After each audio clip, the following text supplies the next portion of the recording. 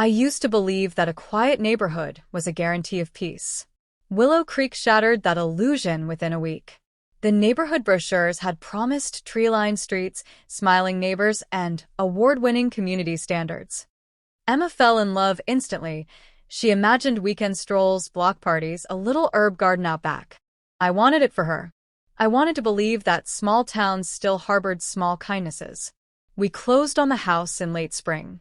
By summer, we realized we had made a catastrophic mistake. Her name was Karen Fletcher, and she ruled Willow Creek with an iron fist disguised in pastel cardigans. President of the Homeowners Association for 8 consecutive years, Karen had transformed what should have been a stewarding body into her personal fiefdom. Our first encounter was almost laughably benign. 3 days after moving in, a bright pink slip fluttered on our doorstep. Notice of violation. Lawn height exceeds 3.5 inches. Please correct within 24 hours to avoid fine. HOA compliance standards apply. I chuckled, thinking it was a form letter. I figured they must have confused us with someone else. After all, our lawn had barely had time to grow. Emma wasn't worried either. Maybe it's just part of the welcome packet, she said, smiling as she unpacked dishes. It wasn't. 2 days later, a second notice arrived. This time, it was about our mailbox. Apparently, it was positioned 4 inches too close to the curb. Another fine loomed if we didn't adjust it. Emma frowned. Should we call someone? Clear this up? I'll handle it, I said, trying to mask my irritation. I wanted her to focus on decorating the nursery, not battling bureaucratic nonsense. But handling it wasn't an option. Karen arrived at our door the very next morning, clipboard in hand. A practiced smile etched onto her face. Hello, new neighbors, she chirped. I'm Karen Fletcher, president of the Willow Creek HOA. We run a tight ship here. Keeps property values high and crime low. I'm sure you understand. Before we could respond, she glanced over my shoulder into the house, her nose wrinkling slightly, as if she'd caught the scent of noncompliance. I've noticed a few issues, she continued.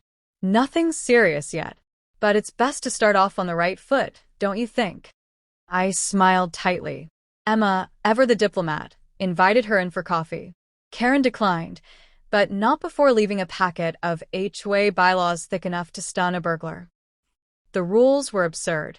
Grass must be cut weekly and edged to within half an inch of sidewalks. Garbage bins could not be visible from the street at any time except for a 6-hour window on pickup day. Only neutral-colored flowers were permitted in front yards. Whites, yellows, soft blues. No bright reds, oranges, or purples. Emma had planted marigolds along the walkway 2 days before.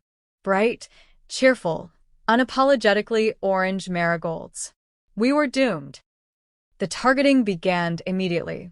At first, it was passive, folded notes tucked under our doormat. Anonymous complaints about noise disturbances when Emma played acoustic guitar on our back porch. A stern email warning that our porch light was too bright and out of harmony with the community aesthetic. Emma tried to laugh it off. She's just passionate, she said, though her smiles grew thinner each week. Me? I stopped laughing around the time Karen began photographing our house. Not casually, not even pretending discretion, but standing across the street, snapping pictures with a long-lensed camera. It felt less like we had moved into a neighborhood, and more like we had been conscripted into a silent war. One Saturday morning, Emma decided she wouldn't be bullied. She repotted the marigolds into matching stone urns, setting them out in a symmetrical pattern along the front walkway. They looked beautiful, bright splashes of color against the gray stone facade. I watched from the garage, heart swelling with pride. Maybe we could stand our ground. Maybe Karen wasn't the force of nature she pretended to be. An hour later, while Emma was inside making lemonade, Karen showed up. She didn't knock. She marched straight up the lawn, heels clicking sharply, mouth already twisted in a disapproving sneer. "Remove the flowers," she ordered, not bothering with the greeting. Emma came out, wiping her hands on a towel. "They're in planters now," she said, voice calm but firm. "Your rules only mention planting in the ground." Karen's nostrils flared. "You think a technicality will excuse you?" she snapped. This is a community, not a circus. You're disturbing the visual uniformity. I stepped forward, putting myself slightly between them. They're flowers, I said. They hurt no one. Karen's lip curled in disgust. You people come here thinking you can change everything, she said, voice dripping with venom. But Willow Creek has standards. You're not special. Emma stiffened, but said nothing. Karen pulled a folded notice from her clipboard and slapped it against my chest. Notice of formal warning. Non-compliant front yard displays. $250 fine. Without another word, she turned and strode back down the driveway, barking into her phone. Later that night, Emma sat on the porch steps, staring at the marigolds under the golden light of the setting sun. Her fingers twisted the hem of her shirt in slow, anxious motions. Maybe we should take them down, she said, voice small. No, I said. This is our home. We're not living under her thumb. I meant it, but standing up to Karen wasn't just about a few flowers. It was about dignity. About refusing to let petty tyrants chip away at who you were until nothing remained but resentment and regret. Still, part of me knew, deep down, that Karen wasn't done. Not by a long shot. The next battle would come soon enough. And when it did, it would not be over something as trivial as flowers. It would get ugly. And this time someone was going to get hurt. If there was a single moment when everything shattered, it was Emma's birthday. She hadn't wanted much. Just a small gathering. A few friends, some neighbors who hadn't yet succumbed to Karen's reign of fear, a barbecue in the backyard under string lights Emma had carefully hung herself. We even double-checked the HOA regulations. No more than 20 people, no amplified music, no events after 10 p.m. Every box was ticked, but following the rules had never protected us before. By 7, laughter floated over the fence lines. Emma wore a sundress dotted with sunflowers, her hair loose and shining. For the first time in weeks, she looked happy, at ease. I stood by the grill, flipping burgers, when Jake arrived, my brother, fresh off deployment, still carrying the posture of a Marine even in civilian clothes. His presence alone made me feel safer, like an invisible wall had been raised between us and the world. Nice setup, Jake said, clapping me on the back. His eyes swept the yard, assessing. Always alert. Emma planned everything, I said, grinning. He nodded, approving. Good to see her smile again. I didn't realize then how much those words would haunt me later. Because across the street, parked just beyond the cul-de-sac, was Karen's silver SUV. Watching. Waiting. It happened so fast. One moment, Emma was setting a tray of cupcakes on the outdoor table. The next, Karen stormed into the yard, cutting through the guests like a blade. The conversation stuttered into silence. She didn't even pretend courtesy this time. This is an unauthorized event, Karen barked, waving a crumpled sheaf of paper. The HOA regulations, like a badge. You're disturbing the peace. Disrespecting the community. Emma stepped forward, holding her hands up, palms open. Karen, we filed the event form last month. You approved it yourself.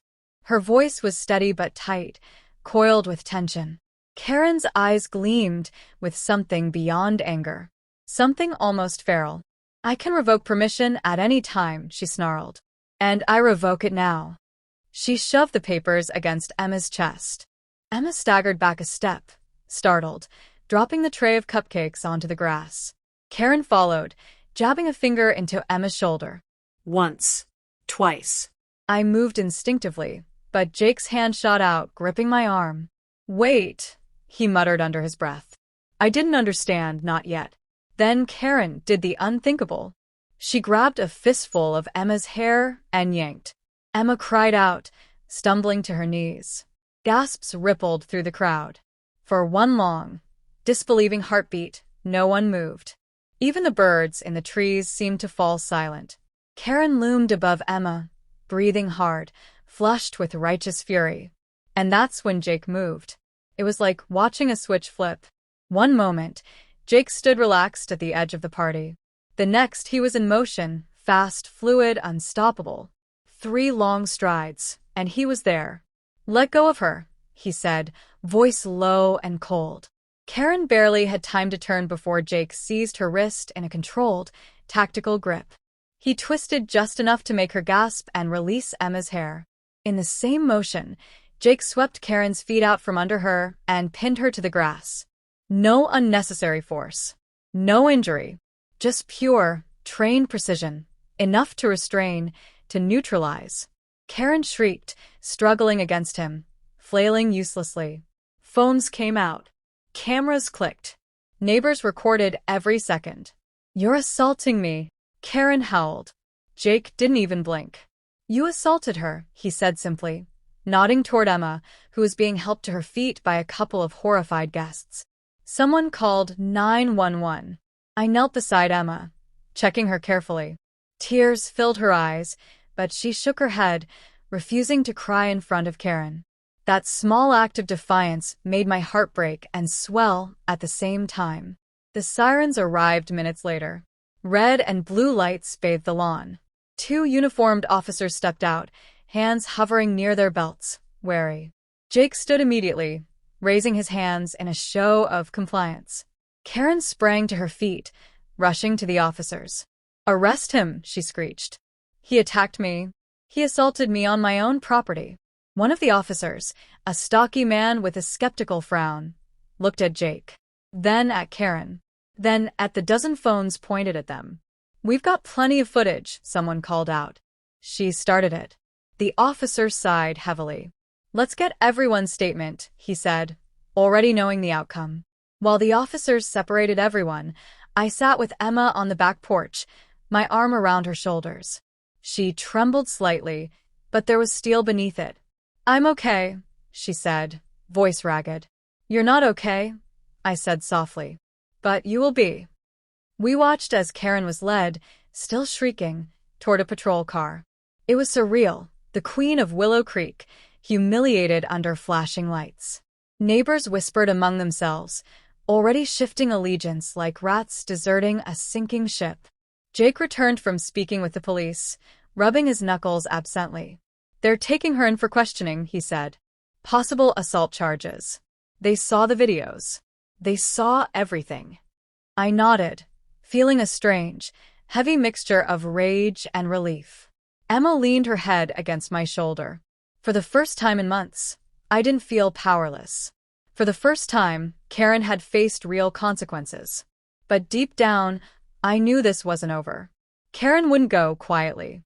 She never had. And Willow Creek, the kingdom she built on fear, was about to become a battleground. Because now, the neighbors had seen the truth. Now they knew she could bleed. The video hit social media before midnight.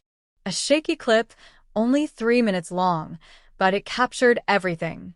Karen storming across the lawn, grabbing Emma by the hair, and Jake stepping in with calm, surgical precision. By morning, it had gone viral. Locals who had never set foot in Willow Creek shared it with captions like, "HOA Tyrant gets a taste of her own medicine," and "Marine Brother saves the day." Even neighboring counties were buzzing. Emma sat at the kitchen table, scrolling through the endless flood of comments. Some offered support. Some cracked jokes. Most were furious, not at Jake, but at Karen. I watched her cautiously, worried about how she'd react to the sudden attention. But Emma, to my surprise, smiled. "She's finally exposed," she whispered. "Everyone can see her now." I nodded, though a knot tightened in my gut. Karen wasn't the type to slink away after losing face. No, she was the kind to double down. And we were still living in her kingdom. By noon, a special meeting was called. An emergency HOA assembly, announced via a terse email from the HOA board, a group Karen had handpicked over the years, each more spineless than the last. "You're not seriously thinking of going, are you?" Jake asked, leaning against the counter. Emma looked up from her phone. "We have to," she said. "They'll try to spin this if we're not there." Jake grimaced but didn't argue. He knew better than anyone you didn't win battles by hiding. You showed up. You made them see you. The meeting was held at the community clubhouse, a pristine building that usually hosted baby showers and Easter brunches. Today, it felt like a courtroom. Chairs lined the walls. Whispers buzzed like angry bees. Faces turned as we entered. Some curious, some openly hostile, many quietly supportive. Karen sat at the head of a long folding table, flanked by the remaining board members. Her arm was in a sling, a theatrical touch, and bruises, suspiciously dark and dramatic, marked her wrist. Her expression was pure martyrdom, tinged with rage. The HOA vice president, a wiry man with watery eyes, cleared his throat and called the meeting to order. "We're here today to address an unfortunate incident," he began, reading stiffly from a paper, "and to discuss the future leadership of Willow Creek." A murmur rippled through the crowd. Karen leaned forward, clutching her sling dramatically. "I have been the target of a violent assault," she said, voice trembling just enough to sound coached. "This community has always been about safety, order, and respect.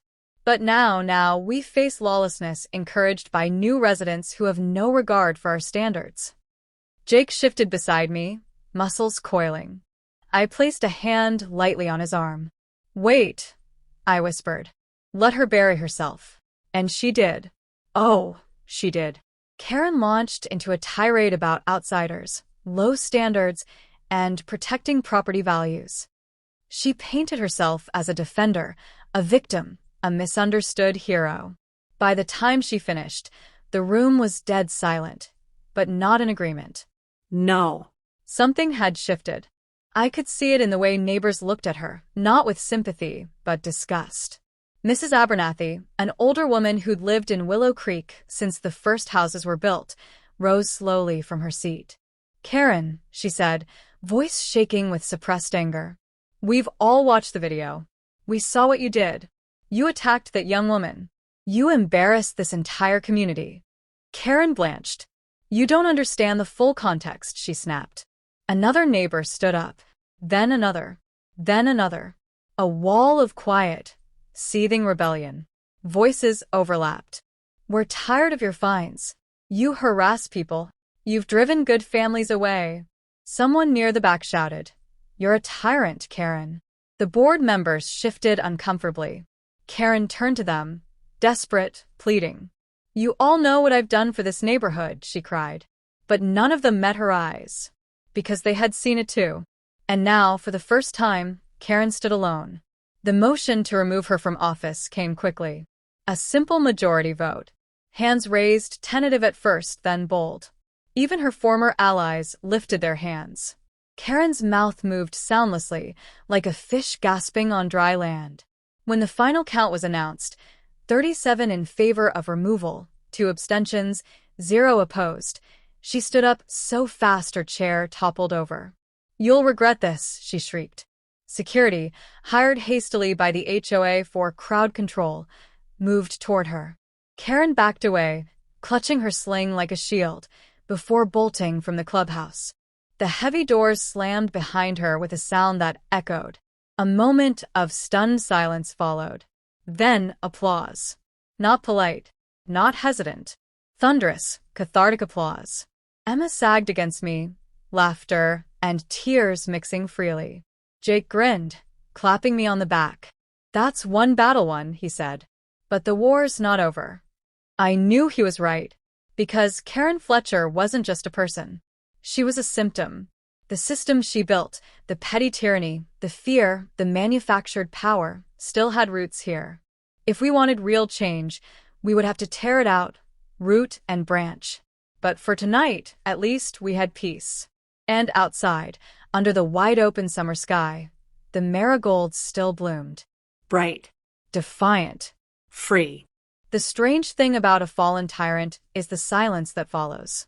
The week after Karen's removal, Willow Creek felt hollow, like a town waking up from a long, fevered dream. No patrols of clipboard-wielding enforcers. No passive-aggressive emails about mailbox colors or lawn heights. For the first time in years, the air tasted different. Free. But freedom, we learned, came with its own battles. The HOA, desperate to restore credibility, held elections for a new board. Emma and I hadn't planned to get involved. After everything, we craved peace, not power. But the neighbors had other ideas. Mrs. Abernathy cornered us at the farmer's market, a bag of peaches swinging dangerously from her wrist. "You have to run," she insisted. "We need people who aren't afraid. People who remember what community means." Jake chimed in, smirking. "Besides," he said, "you already survived the worst they could throw at you. How hard can a few meetings be?" He wasn't wrong. And maybe, just maybe, we owed it to Willow Creek to finish what we started. Election day dawned bright and cloudless. The clubhouse buzzed with energy, neighbors spilling out onto the lawn, laughing and chatting without the usual tightness around their eyes. Emma stood by the sign-in table, her sunflower dress fluttering in the breeze, a living symbol of resilience. I watched her from a distance, marveling. If Karen had broken her spirit that night, if she'd let herself be defined by that violence, we wouldn't be here now. But instead, Emma had stood taller, grown fiercer. She was more than the girl who'd been hurt. She was the woman who fought back. The votes were counted by hand. No machines. No bureaucracy. Just people, side by side, taking their neighborhood back. When the final tally was read aloud, the crowd erupted. Emma, new HOA president. Me, elected as treasurer because apparently my hatred for nonsense fines had become legendary. Jake declined any official role, but I caught him quietly installing new security cameras at the clubhouse 2 days later, without waiting for permission. Some habits die hard. Victory, however, didn't mean our troubles were over. Karen might have lost her throne, but she still lived on Willow Creek Lane, a few houses down from ours. And she wasn't finished making her presence felt.